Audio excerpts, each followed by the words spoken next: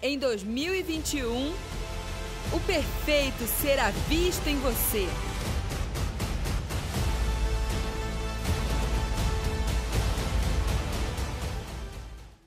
Irmãos, a ministração não é uma palestra que a gente vai assistir, sabe?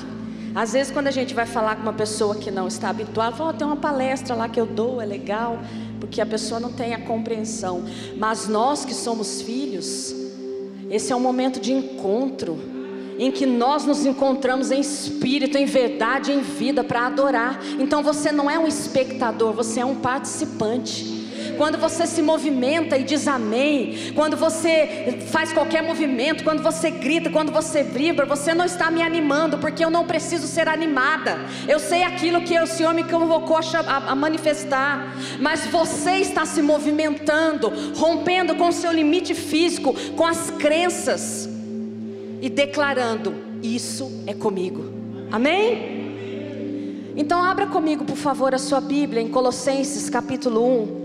Lá no verso 18 até o 23, para nós começarmos a palavra.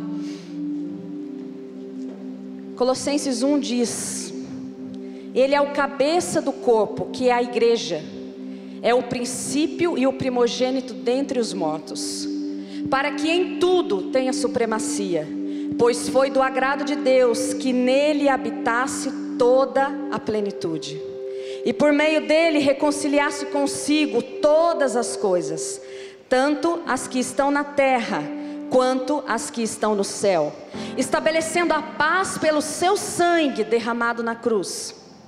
Antes vocês estavam separados de Deus, e em suas mentes eram inimigos por causa do mau procedimento de vocês. Mas agora, diga comigo, agora Ele os reconciliou pelo corpo físico de Cristo, mediante a morte, para apresentá-los diante dele, santos, inculpáveis e livres de qualquer acusação, desde que continuem alicerçados e firmes na fé, sem se afastarem da esperança do Evangelho, que vocês ouviram e que tem sido proclamado a todos os que estão debaixo do céu. Esse é o Evangelho do qual eu, Paulo, me tornei ministro. Essa passagem tão cheia de poder, da revelação de Cristo sobre as nossas vidas, feita pelo apóstolo Paulo à igreja de Colossos. O Senhor ali, através de Paulo, e aí eu quero fazer o primeiro parêntese aqui, antes de entrar na palavra. Paulo começa dizendo, ele é o cabeça do corpo, que é a igreja. Irmãos, a igreja não é algo que nasceu no coração e de mãos humanas. A igreja é o corpo de Cristo. A igreja não é uma denominação. A igreja não é um lugar que nós nos ajuntamos vez ou outra para estarmos um tempo. A igreja é o corpo de Cristo, cujo cabeça é Cristo. Isso é a igreja. E aí você pode ter uma experiência pessoal com Jesus. Você pode ter uma experiência com Jesus, mas ser corpo de Cristo é só na igreja, porque só na igreja que você é corpo. Judas teve várias experiências com Jesus, sim ou não? Judas viu o que Jesus fez, Judas acompanhou, Judas observou, Judas experimentou, sentiu e cheirou e viu a movimentação de Jesus. Só teve um problema: Judas nunca foi corpo, então Jesus nunca foi o seu cabeça. Então, irmãos, para ser guiado pelo cabeça, só sendo igreja, só sendo corpo, porque a supremacia foi dada ao cabeça, e você só entra debaixo dessa supremacia, ele está acima de todas as coisas. Você só entra debaixo dessa supremacia quando você se torna corpo, de modo que se você caminha sozinho, você é o seu cabeça, então você não está submetido à supremacia de Cristo.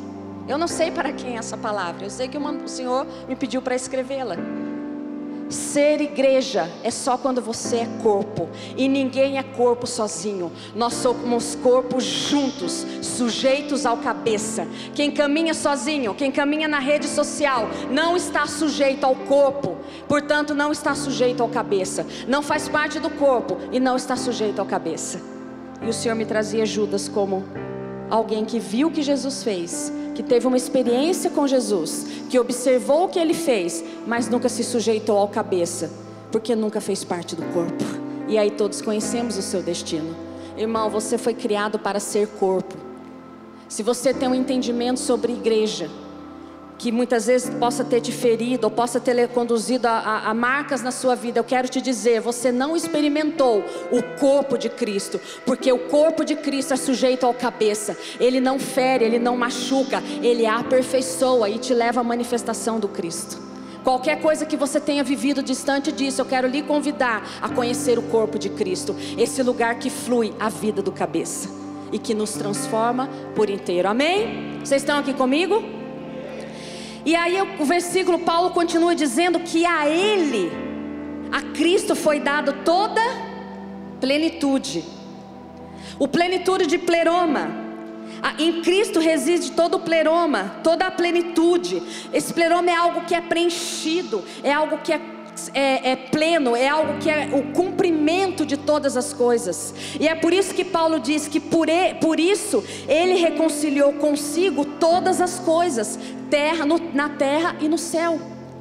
Porque essa plenitude, esse pleroma, esse preenchimento, ele estava em Cristo. E é por isso que a partir da vida dele vinda ao mundo, nós vemos a humanidade caminhar de melhora em melhora. Sim, nós vemos a humanidade avançar, porque Ele convergiu todas as coisas nele. Ele reconciliou todas as coisas, e Ele é a plenitude de todas as coisas. A plenitude de todas as coisas não é a economia alinhada, a plenitude de todas as coisas não é a educação, a plenitude de todas as coisas não é o movimento globalista, a plenitude de todas as coisas não é uma saúde, a plenitude de todas as coisas é Cristo, que se manifesta em cada área da sociedade. Na educação, na ciência, na saúde, na economia, porque Ele reconciliou todas as coisas. Às vezes a nossa mente, ela se limita a um espaço. Não, aqui são as coisas de Deus. Meu irmão, Deus reconciliou tudo em Cristo. E o meu e o seu papel como igreja é levar essa reconciliação aonde nós fomos posicionados. Nos esportes, na nutrição, na educação, na fotografia. Onde você foi posicionado? Onde eu e você somos posicionados, nós levamos essa reconciliação. Nós manifestamos essa reconciliação, ou pelo menos deveríamos. Antes nós éramos inimigos, mas fomos apresentados diante dele e por meio dele. E fomos apresentados como Paulo diz: santos, inculpáveis e livres de qualquer acusação. Veja, Ele envia o seu Filho, o primogênito dentre os mortos, aquele que ressuscita, aquele que morre e leva a inimizade, e que ao ressuscitar, Ele nos apresenta para Ele mesmo, santos, inculpáveis e livres de toda condenação. Diga comigo: livre. Sobre a minha vida não há mais acusação, não há mais culpa. Eu sou livre. Isso é uma verdade na sua vida? Isso é uma verdade para você? 3 características do testemunho perfeito: não há mais culpa, não há mais condenação. Nós somos santos, inculpáveis e livres. Santos, inculpáveis e livres. Isso não é uma conversa motivacional, não é um papo de coaching, não é uma frase que eu venho aqui falar para que você diga na frente do espelho e fique amortecido do seu passado. Não, essa é a palavra de Deus nos dizendo que Ele nos apresentou diante dele santos, inculpáveis e livres de qualquer acusação. O que te acusa nessa noite? Nós precisamos entender o que a cruz promoveu. Meus irmãos, Ele enviou o Filho para morrer e nos reconciliar. Pelo sangue derramado, a paz nos foi dada. Ei, existe para mim e para você um ambiente de paz. Pastor, eu estou tão distante dele. Achegue-se, achegue-se ao lugar que você foi criado para viver, é em paz. santo, inculpável. Se você está fora desse lugar, você não entendeu o sacrifício da cruz. Santo, inculpável e livre de qualquer acusação. Esse é o testemunho perfeito que o Senhor quer edificar sobre as nossas vidas. Esse é o testemunho perfeito pelo qual Ele enviou o Filho dele na cruz, para nos reconciliar e nos apresentar diante dele, livre, livre de qualquer acusação. O que te acusa nessa noite? Satanás trabalha na legalidade, porque ele conhece a palavra, ele conhece aquilo que o Senhor produziu sobre as nossas vidas. Mas ele pode atuar sobre as nossas vidas para que nós não desfrutemos disso que foi liberado a meu e a seu favor. Tome posse daquilo que o Senhor liberou sobre a sua vida. E quando a gente fala isso, o Senhor trazia algo ao meu coração, que algumas pessoas sentiriam até uma revolta e falariam assim: nossa, chega a ser revoltante, como assim? Santo, inculpável e livre. Porque muitas pessoas podem dizer: mas Senhor, olha o que o fulano fez comigo, ele é culpado. Não é? Quando a gente ouve uma palavra dessa, e aí a gente pode pensar: mas você não sabe o que fulano fez, o que a fulana fez, ele é culpado. E o Senhor me dizia assim: sim, eu sei o que ele fez, mas eu preciso que você olhe o que o meu filho fez na cruz a favor de vocês. Santos, inculpáveis e livres. Perdoe, meu irmão, porque você foi perdoado. Perdoe porque você foi perdoado. Eu não estou dizendo que não há responsabilidade sobre os nossos atos. Todos nós aqui poderíamos falar de consequências daquilo que semeamos. E também poderíamos falar da semeadura que o Senhor mudou quando nós tivemos o encontro com Ele. Toda semeadura tem uma colheita. Nós sabemos disso. Mas a palavra nos diz que nós somos santos, inculpáveis e livres. E que esse perdão que nos foi dado, esse lugar que nos foi dado, nós somos desafiados a oferecê-los àqueles que nos feriram. O testemunho perfeito, a palavra que o Senhor nos diz, ele passa por esse lugar de perdão e de arrependimento, que nós vamos falar mais um pouco. Mas o Senhor nos dizia: eu sei o que Ele fez, eu sei o que fizeram na tua infância, eu sei o que o seu esposo ou a sua esposa fez, eu sei o que foi produzido de injustiça sobre a mim e sobre a sua vida. O Senhor nos dizia: eu sei, eu conheço todas as coisas. Muitas delas eu nunca desejei a vocês, mas eu sei o que foi produzido. Mas o Senhor nos diz nessa noite: eu preciso que vocês parem de olhar para os culpados e olhem para o que o meu filho fez naquela cruz. Livres. Uma das amarras mais poderosas sobre as nossas vidas é a falta de perdão. Os verdugos que nos oprimem, que nos impedem de dar um testemunho perfeito, porque nós sempre esbarramos naquele lugar. É como aquela pessoa que bate o dedinho, sabe o dedinho na quina? E aí você fica protegendo o seu dedinho, e você anda meio assim. Quando você entra no lugar, a turma pisa onde? No dedinho. Porque quanto mais você protege a ferida, aquilo que te feriram, mais aprisionado você é, mais exposto você fica, mais passível de levar pisões eu e você ficamos. E o Senhor diz: eu apresentei vocês mesmos diante de mim para serem livres. Quantos querem ser completamente livres nessa noite? Quantos querem edificar um testemunho de liberdade? Ele já preparou esse caminho para nós. Perdoe, porque você foi perdoado. E aí Paulo continua dizendo que nós fomos apresentados diante dele assim, santos, inculpáveis e livres. Mas, tem um mas. Vamos lá no 23. O 23 diz assim: desde que continuem alicerçados e firmes na fé, sem se afastarem da esperança do Evangelho. Desde que, fala assim para quem está do seu lado: tem um desde que. Desde que é uma conjunção. Ó, a professora, é uma conjunção de condição. Desde que amanhã eu inicio a dieta, desde que o almoço não seja muito atrativo. Não, estou brincando, é só exemplo. Desde que é uma condição. Quais são as condições que você e eu temos colocados para começar a edificar o testemunho perfeito nas nossas vidas nesse ano? O desde que é uma conjunção que indica uma condição. Vou edificar um testemunho perfeito desde que fulano me peça perdão. Essa é uma conjunção que indica uma condição provida do inferno, porque nós somos os primeiros chamados a perdoar, ainda que a ferida tenha sido feita não por nós, mas pelo outro. Então o desde que, Paulo coloca uma condição. E aqui nós começamos a falar da edificação de um testemunho perfeito. Para edificar o testemunho perfeito tem condição. Fala para o seu irmão: olha, para edificar o testemunho perfeito tem condição. É só para ele acordar, viu? Porque esse escurinho, tem gente que fala que a minha voz vai dando um sono, né? Ô, misericórdia, Senhor. Vou gritar. Não. Para edificar o testemunho perfeito tem condição, irmão. E a condição é continuar alicerçados, firmes na fé. Alicerçado e firmes. É interessante quando nós vamos sempre analisando o significado das palavras. Alicerçado e firme. O que é uma pessoa alicerçada? É alguém que está no alicerce, estabelecido.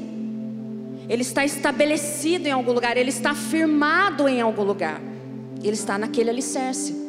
Porém, ele deve estar alicerçado e firme.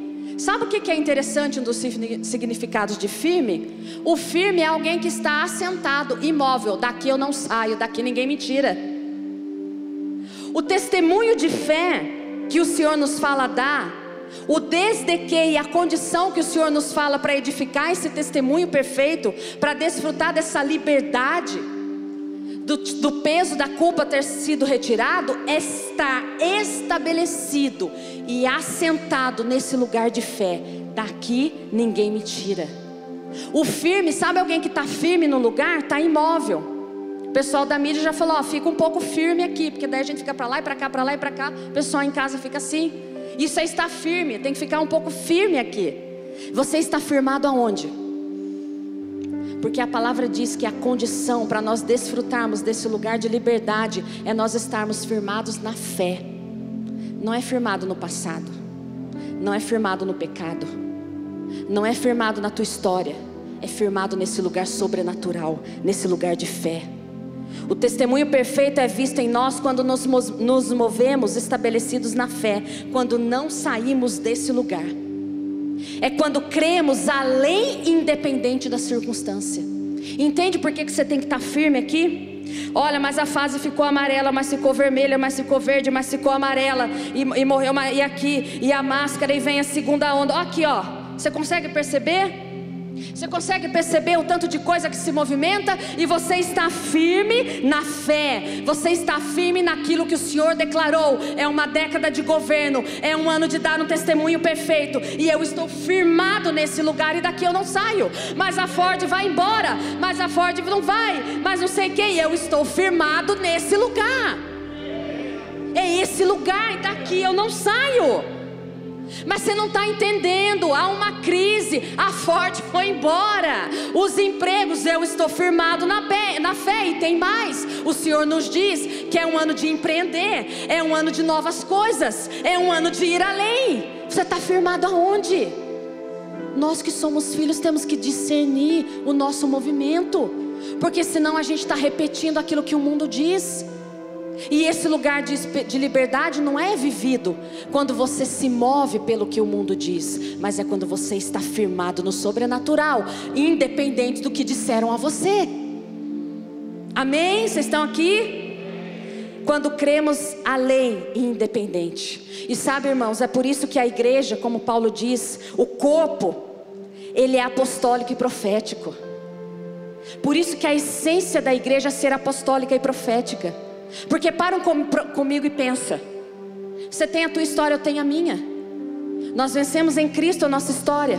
Mas se a igreja não fosse apostólica e profética, como nós venceríamos as circunstâncias? Se nós não tivéssemos palavras que apontam para o futuro, palavras que já declaram daqui a 80 anos, 2080. Nós viemos aqui à reunião de ministério e o apóstolo estava falando de 2080. E o povo está falando que Jesus está voltando, que o mundo está acabando, que os sinais.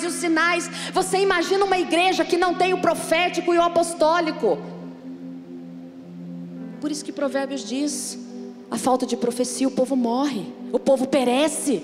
Sabe por quê? Porque uma igreja apostólica e profética, ela ouve o coração de Deus, ela conhece a mente de Deus para cada tempo, para cada coisa. O apostólico te ativa.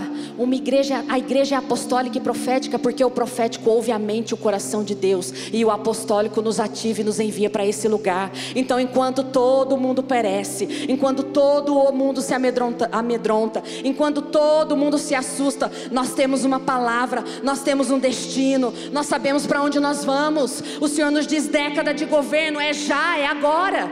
E sabe o que é mais tremendo, se pode falar assim? Você olha e vai vendo.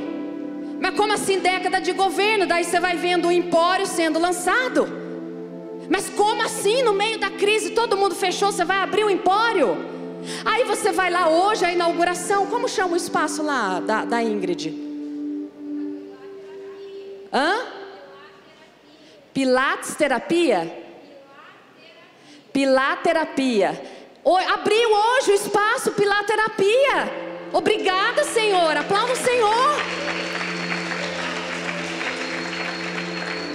E aí os jovens estão indo à universidade, e as coisas estão acontecendo. Hoje no treinamento, o testemunho do Léo, falando de tudo que foi construído, também no departamento infantil, e hoje se cumprindo.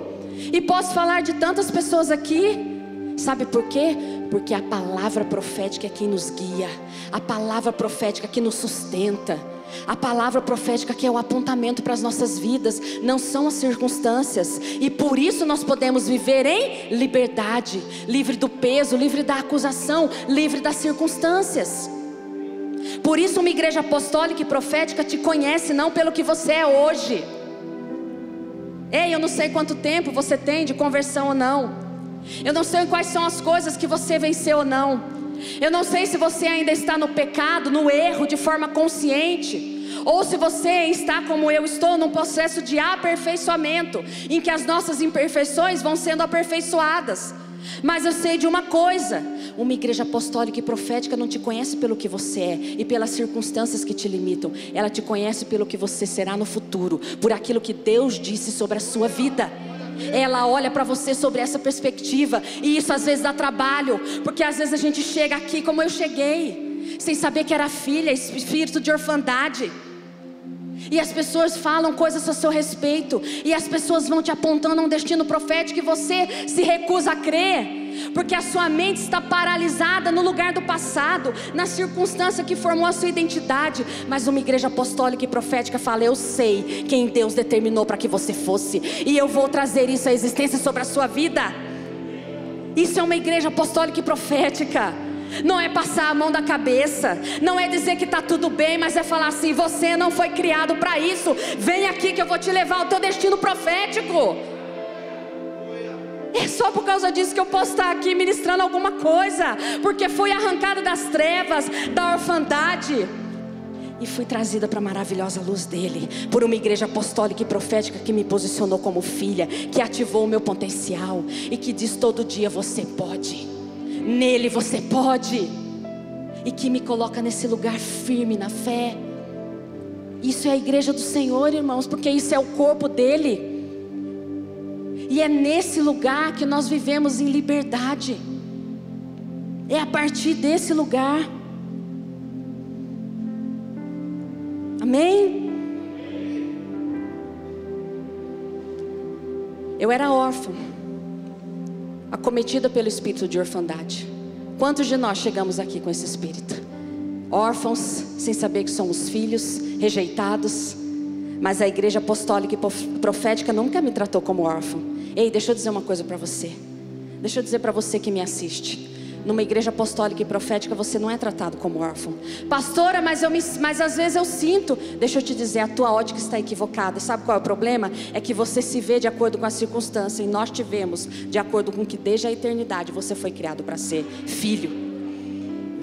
Mas nós precisamos confrontar o espírito de orfandade que tampa a sua visão, que limita você. Permita-se ser confrontado em amor, para que esses tapumes sejam arrancados da sua visão, e você possa desfrutar da liberdade, do testemunho perfeito, daquilo que o Senhor conseguiu sobre as nossas vidas, estabeleceu sobre as nossas vidas. E assim é para tudo. Como você se vê hoje, limitado, deixa a visão do céu vir à existência sobre você. Qual é a limitação que você traz hoje? Qual é a limitação que diante dessa palavra, edificando o testemunho perfeito, que é o próprio Cristo, o que vem à sua mente fala, não, aqui não, nessa área não, aqui eu não consigo. Deixa a visão do céu vir à existência sobre a sua vida. Deixa a visão do céu tomar você. A igreja apostólica e profética é o caminho preparado por Deus para que vivamos alicerçados em fé e firmes. Veja como o Senhor, como Ele foi como uma engrenagem. Você consegue perceber isso? Como uma engrenagem organizando todas as coisas. Olha, eu envio meu filho, ele será o primogênito dentre os mortos. Ele vai reconciliar todas as coisas, e Ele vai apresentar vocês livres, inculpáveis, santos. Mas Senhor, como? Não, deixa eu dizer, eu preparo uma igreja que é o meu corpo, e ela vai conduzir vocês nesse lugar de apontamento profético, não das circunstâncias, mas daquilo que eu determinei desde a eternidade. Ele prepara todas as coisas. Ingrid, por si mesma, quando pensaria, foi posicionando-se, permitindo-se que o Senhor fosse posicionando, não é assim? Foi crendo, Marinaldo, Simone foram crendo no envio, foram crendo naquilo que o Senhor produziu, não é? E foram caminhando, Renata e tantos outros. Nós vamos crendo e nós vamos caminhando. É assim para tudo, irmãos. É assim para toda circunstância.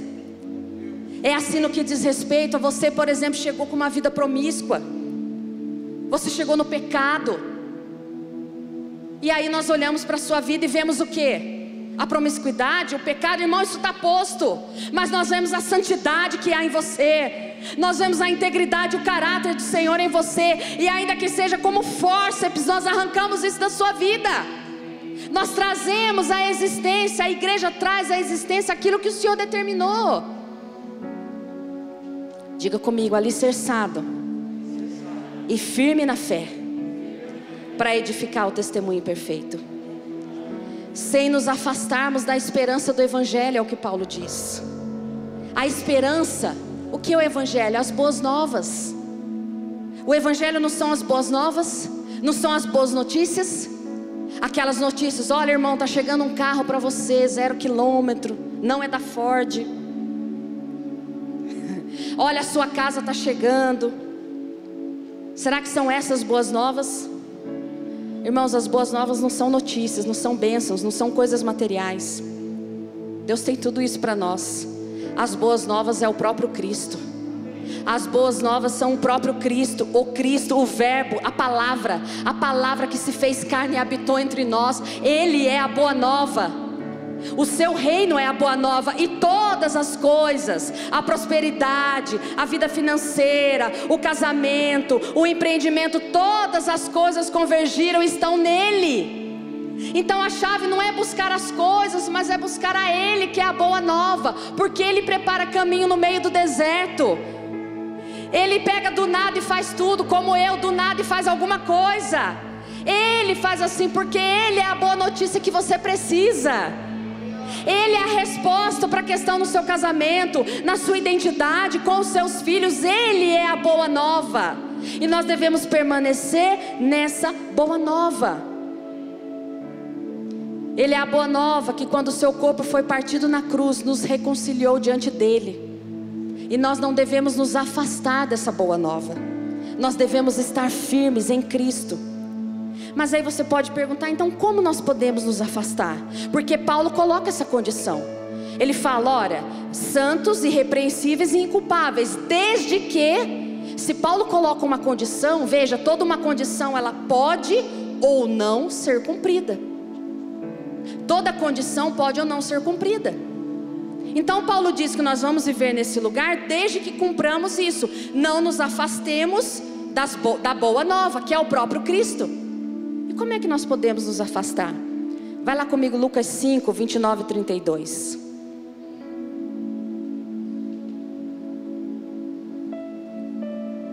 A palavra diz assim: então Levi ofereceu um grande banquete a Jesus em sua casa. Havia muita gente comendo com eles, publicanos e outras pessoas. Mas os fariseus e aqueles mestres da lei, que eram da mesma facção, queixaram-se aos discípulos de Jesus: por que vocês comem e bebem com publicanos e pecadores? Jesus lhe respondeu: não são os que têm saúde que precisam de médico, mas sim os doentes. Eu vim para chamar justos. Eu não vim para chamar justos, mas pecadores ao arrependimento. Essa cena ela é inclusiva. Essa cena ela inclui. Hoje é noite de mesa, sabe? Todos esses movimentos que eu falei, eles precisam conhecer essa cena, porque eu não vim para aqueles que têm saúde, eu vim para os doentes. Eu não vim para chamar o justo, mas pecadores ao arrependimento. A boa nova incluiu a todos, incluiu pecadores, publicanos, ela incluiu a todos. Diga: boa nova, ela é inclusiva, ela me incluiu. E sabe, o Senhor me levava a passear pelo Evangelho, e lá no Evangelho você tem a história dos cegos, não tem? Você tem os coxos, você tem vários milagres que Jesus foi produzindo. E o Espírito Santo me dizia assim, que nós éramos os cegos, nós éramos os coxos, os aleijados, os leprosos, nós éramos as mulheres de fluxo de sangue, nós éramos os endemoniados, nós éramos os deficientes, os excluídos pela lei. Eu e você fazíamos parte desse povo que causa indignação. Mas como assim a Eliana foi convidada para a mesa? Como assim você foi convidado para a mesa? Como assim você acha que você pode se assentar agora na mesa? Talvez a tua consciência, a tua história, Satanás encontra espaço para dizer: como assim você pode dizer e pensar que pode se assentar à mesa? E o Senhor me dizia: sim, vocês eram esses. Nós éramos aqueles que não podiam tocar Jesus. A nossa cegueira espiritual nos impedia de vê-lo. A nossa deficiência física era porque nós não éramos corpo com Ele. O nosso fluxo de sangue é porque nós sangrávamos para a morte até recebermos o sangue dele. Os demônios que em nós habitavam era porque nós não éramos morada do Espírito. A lepra que nos consumia, que cobria o nosso corpo, é porque o nosso corpo ainda não podia ser revestido pelo corpo do novo homem. Nós éramos a mulher adúltera de vários maridos, porque tínhamos outros deuses. Nós éramos o republicano cobrador de impostos, porque nós éramos incapazes de perdoar e cobrávamos as dívidas uns dos outros. Mas Ele nos incluiu, Ele nos redimiu e Ele se assentou conosco. Ele preparou uma mesa e hoje nós assentamos com eles. E hoje nós assentamos com Ele. E a única coisa que pode nos distanciar das boas novas é não entender esse lugar que nos conecta a Ele. E o caminho é o arrependimento. Na cruz, o caminho que nos conduz à cruz é o arrependimento. É o entender que a nossa história foi de determinada forma até um ponto. E é entender que como a história da humanidade foi de determinada forma até um ponto. Até um ponto nós éramos esses. Nós éramos os adúlteros. Nós éramos a mulher que tinha o fluxo de sangue. Sangrávamos porque o nosso sangue estava contaminado pela morte. E esse seria o nosso destino. Nós tínhamos uma lepra que consumia a nossa carne. Era o pecado. Mas num determinado ponto da história, a boa nova, o verbo vivo se fez carne e habitou entre nós. E Ele nos levou à condição de filhos. E a chave para eu e você acessarmos isso é o arrependimento. Ele veio nos chamar ao arrependimento, à metanoia, à mudança de mente. Irmãos, o arrependimento não é um sinto muito. Olha, eu sinto muito pelo que eu fiz. Não, o arrependimento não é um lugar de emoção. Não é um lugar na alma. O arrependimento é uma mudança de mente, de moral. O arrependimento é uma mudança para a mente de Cristo e para a moral e valores de Cristo. O arrependimento tem que transpor esse lugar do sinto muito. Ele tem que conduzir a essa metanoia em que você vira a chave, em que você muda o caminho e estabelece o testemunho perfeito. Porque não é mais a partir de você, mas é a partir da vida dele em você. O arrependimento não é um processo estanque. O arrependimento não é quando eu aceito a Jesus apenas. Não é quando eu digo e faço a oração de confissão que um dia cada um de nós fez. Mas o arrependimento é um processo constante, dia a dia. Sabe por que o arrependimento é constante? Porque o aperfeiçoamento é constante. E para eu me aperfeiçoar, eu preciso me arrepender. Eu deixo um traço, faço uma metanoia do traço do meu caráter adâmico, e eu sou aperfeiçoado no caráter do Cristo em mim. O arrependimento é uma constante nas nossas vidas. E nós vamos sendo aperfeiçoados nas pequenas e nas grandes coisas. Você já viu que vai chegando um ponto da sua vida que se você fala assim, olha, o negócio custou R$5,50, você fala assim, custou 7, você já causa um incômodo. Já chegou assim? Ou não? Ou nem na fase do devolver o troco errado que a pessoa passou? É uma constante de arrependimento. É onde nós vamos sendo aperfeiçoados, nós vamos sendo limpos, nós vamos sendo purificados. A plenitude dele habita em nós. Mas a metanoia é constante. A metanoia é por toda a vida.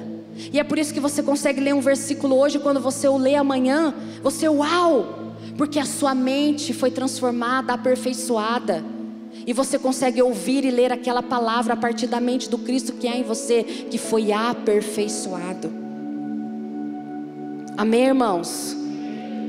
E esse caminho constante de metanoia e arrependimento aqui nos preserva de nós não afastarmos da esperança do Evangelho. Eu não sei como você chegou aqui hoje.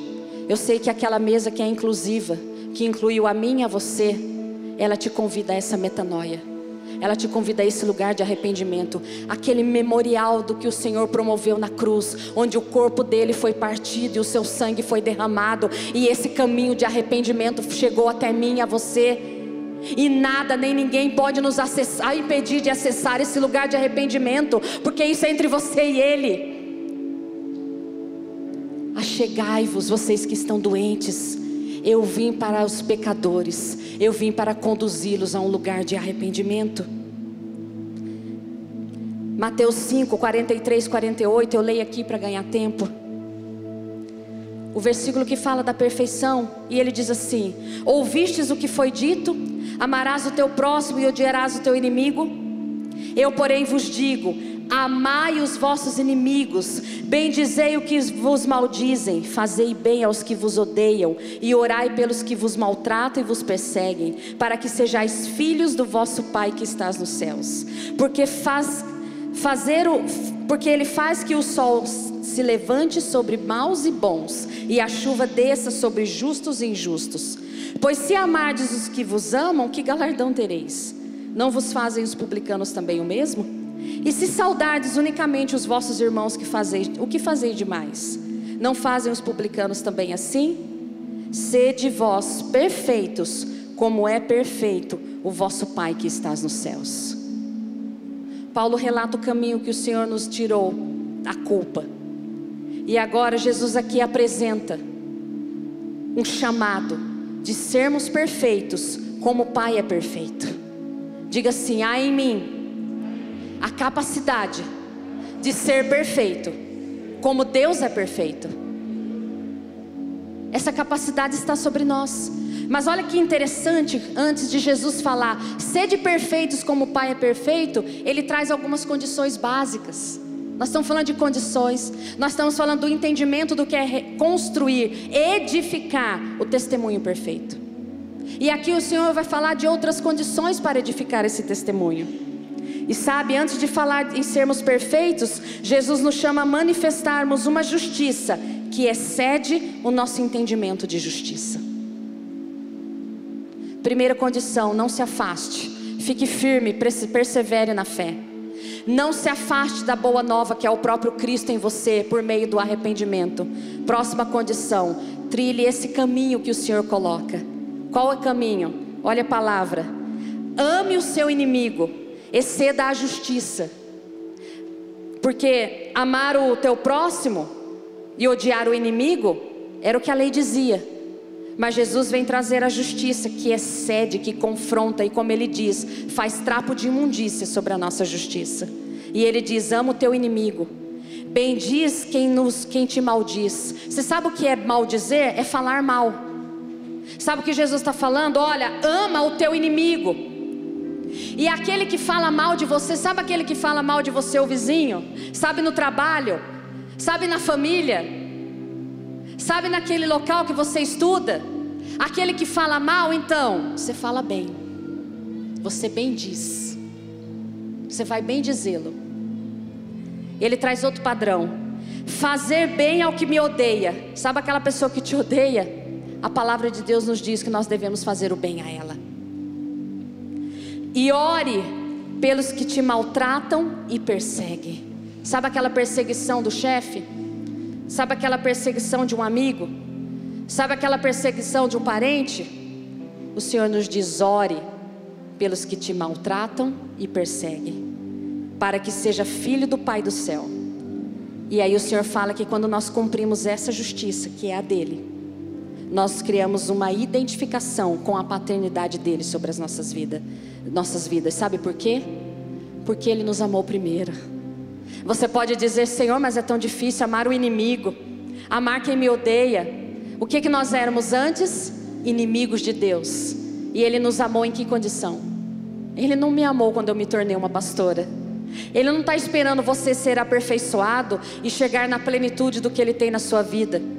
Ele não está esperando você largar o pecado no sentido do amor dele. Isso não é condição para ele te amar, porque ele te amou primeiro. E porque ele te amou, te torna apto a deixar tudo isso. Ele amou a mim, a você, ele amou a humanidade na nossa pior condição. Inimigos, tomados pelo pecado e pela morte. Ele preparou um caminho para que eu e você pudéssemos cumprir essa justiça, porque essa justiça se cumpre a partir da vida dele em nós. Romanos 5,10 diz que nós éramos inimigos, mas pela cruz nós fomos reconciliados. Para que haja um testemunho perfeito nas nossas vidas, as nossas atitudes têm que ser como as dele. Edificar o testemunho perfeito é exceder o que chamamos de justiça. E por fim, Mateus 5,16 diz assim: assim brilhe a luz de vocês diante dos homens, para que vejam as suas obras e glorifiquem o Pai de vocês que está nos céus. Existe uma luz colocada do Senhor em você, e é isso que eu ministrava hoje à tarde. Veja como Jesus trata as coisas. Ele diz: assim brilhe a luz de vocês. Diga comigo: há em mim uma luz. Meu irmão, independente da tua história, independente do que você viva hoje, há em você uma luz única. Há em você uma luz única. E o Senhor diz que brilhe essa luz, que brilhe a sua luz diante dos homens. Os seus talentos, os seus potenciais, as suas capacidades, aquilo que foi dado pelo Senhor a você e a mim, brilhe essa luz. Esse é o testemunho perfeito. Por meio do arrependimento, por meio da conversão, por meio da remissão, uma luz foi colocada em nós, e não foi por Satanás, foi pelo nosso Pai, que nos fez a sua imagem e semelhança. Qual é a luz que você precisa brilhar? Brilha a tua luz diante dos homens. Brilha essa luz diante dos homens, para que eles vejam as tuas boas obras e glorifiquem o Pai. Esse é o testemunho perfeito. Quando você brilha a luz que há em você, diante dos homens, eles glorificam o Pai. Mas eu conheço a história dele. Mas o Alexandre eu conheço. Que luz é essa que ele brilha agora? Esse é o testemunho perfeito que a humanidade carece. Esse é o testemunho que glorifica o Pai. E aí o testemunho perfeito, ele não constrói um legado pessoal. Porque quando uma luz brilha, por que as luzes estão brilhando aqui? Para iluminar o todo. Quando você brilha, a tua luz ilumina tudo à tua volta. Todo brilho nas nossas vidas é para edificar outras vidas. É aquilo que o Gleu falou. Porque nele, por ele, para ele, em favor do outro. Todo talento, todo potencial, tudo que o Senhor colocou na minha e na sua vida é para brilhar em favor do outro, para iluminar como esse ambiente é iluminado. Coloque-se de pé, por favor. Em 2021, o perfeito será visto em você.